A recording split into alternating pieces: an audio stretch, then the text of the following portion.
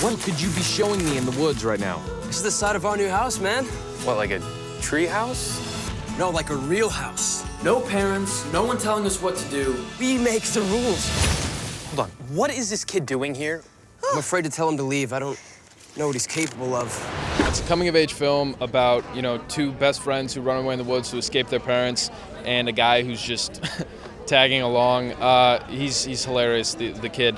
But it's basically it's a coming-of-age film, and it really puts together the importance of family and you know, friends and bonding. We do swear to never speak of this enterprise to any adult. I was scared to do it initially because I thought, you know, I get along well with boys, but I just left high school, and high school boys are they're at the end of the day they're good guys, but that's when they're at their most immature level, you know what I mean? So I went in kind of dreading it, and they ended up being really nice guys and really talented, and I was lucky because if they had chosen one guy who was sort of, you know, the wild one or immature in any way, it would have disrupted the dynamics of the shoot, but they did well with the casting and there was no problem. I just kind of had to find a way to integrate myself into the boys club. America! That's from our old life. But the quarter dark is so good. There's three boys who run off into the woods, and he's the one who comes up with the whole plan to run off into the woods and build a house.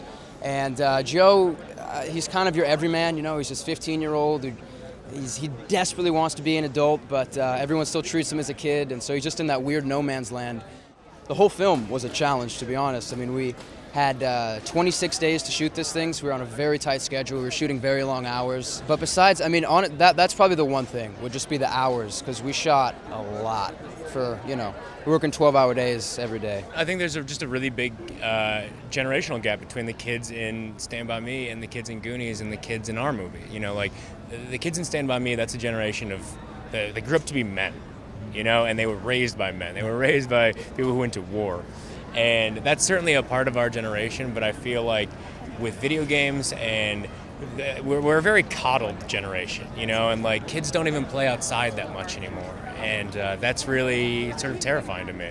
And so we were sort of interested in this idea of kind of having a postmodern take on something like Stand By Me with what would it be like with kids from our generation. Yeah, I remember talking about the Cornell thing too, and then like reality stuff.